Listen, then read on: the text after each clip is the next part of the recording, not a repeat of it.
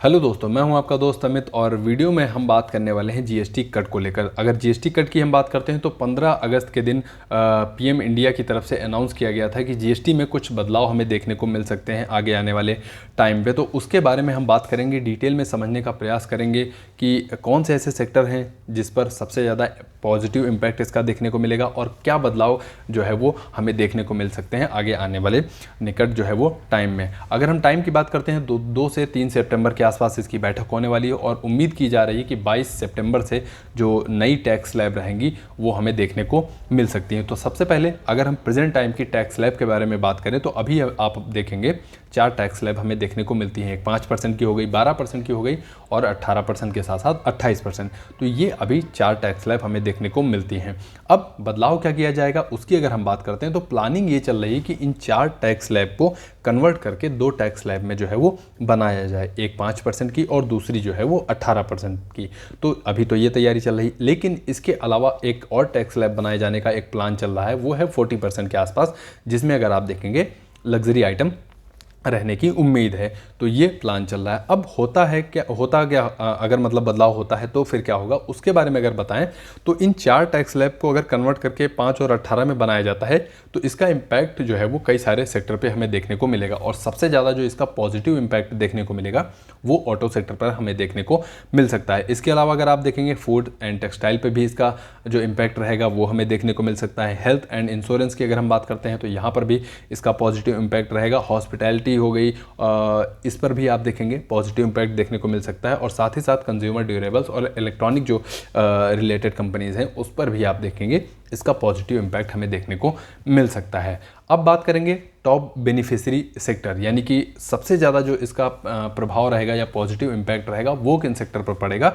तो सबसे पहला नाम आपको ऑटो सेक्टर का देखने को मिलेगा, क्योंकि सबसे ज़्यादा अगर पॉजिटिव इम्पैक्ट मिलेगा तो वो है ऑटो सेक्टर का। अब इसके पीछे के रीज़न क्या है वो मैं आपको समझाने का प्रयास करता हूँ। तो देखिए, सबसे पहले आप देखेंगे ऑटो सेक्टर पर प्रेजेंट टाइम पे 28% के आसपास टैक्स स्लैब के अंतर्गत ये सेक्टर हमें देखने को मिलता है। अब प्रपोजल की अगर हम बात करते हैं तो प्लान ये चल रहा है कि 28% को हटाकर अब इसको 18% की टैक्स स्लैब में जो है वो लाया जाए। अगर ऐसा होता है तो आपको जब आप नई कार परचेस करते हैं तो टैक्स जो है वो कम देना पड़ेगा। इसके साथ साथ फेस्टिवल सीजन भी आ रहा है, लोग गाड़ियाँ जो है वो अक्सर फेस्टिवल सीजन में परचेस करते हैं, तो एक ये दोनों जो है वो चीज़ें ऑटो सेक्टर के लिए ज़्यादा पॉजिटिव हो सकती हैं। अब कंपनीज रिलेटेड अगर हम बात करते हैं तो जैसे मारुति हो गई, टाटा मोटर्स हो गई, महिंद्रा एंड महिंद्रा हो गई, बाकी टू व्हीलर स्पेस की जितनी भी कंपनियां हैं उन सभी के लिए ये सबसे बड़ी पॉजिटिव न्यूज़ हमें देखने को मिल रही है।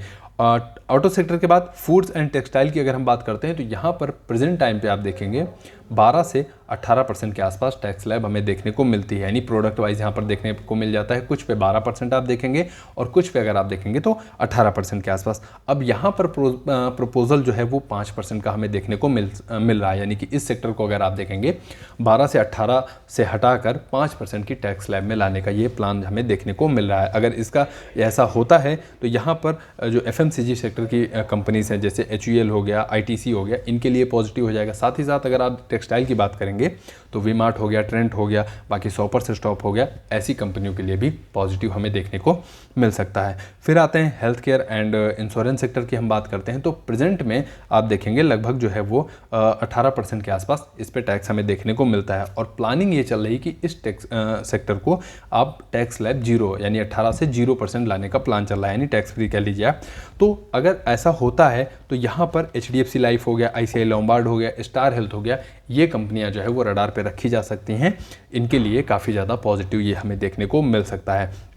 इसके बाद फिर आप देखेंगे कंज्यूमर ड्यूरेबल्स की अगर हम बात करते हैं तो यहाँ पर जो टैक्स स्लैब अभी प्रेजेंट में हमें देखने को मिलती है वो है 18 से 28% की। यहाँ पर भी आप देखेंगे टैक्स स्लैब जो है वो प्रोडक्ट वाइज कैटेगरी में बटी हुई है और यहाँ पर भी प्रपोजल जो है वो यानी कि अपर टैक्स स्लैब को हटाकर यानी 28% को हटाकर 18% के आसपास रखने का जो है वो प्लान चल रहा है। अगर ऐसा होता है तो हेवल्स हो गया, वोल्टास हो गया, डिक्सन टेक हो गया, इन कंपनियों को जो है वो काफ़ी ज़्यादा फ़ायदा इसका मिल सकता है। बाकी और भी बहुत सारे सेक्टर हैं जहाँ पर इसका पॉजिटिव इम्पैक्ट देखने को मिलेगा, लेकिन मोस्ट इंपॉर्टेंट अगर आप देखेंगे जहाँ पर सबसे ज़्यादा इसका इम्पैक्ट देखने को मिल सकता है तो वो ये कुछ सेक्टर थे।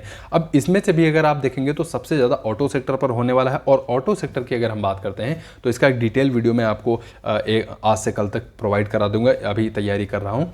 तो प्लान यही होगा कि ऑटो सेक्टर से रिलेटेड जितनी भी आपके दिमाग में क्वेश्चन चल रहे हों उन सभी का आंसर उस वीडियो में जो है वो कवर किया जा सके। तो एक छोटा सा वीडियो था जीएसटी कट के बारे में। उम्मीद करता हूँ आपको कुछ ना कुछ जानकारी जरूर मिली होगी।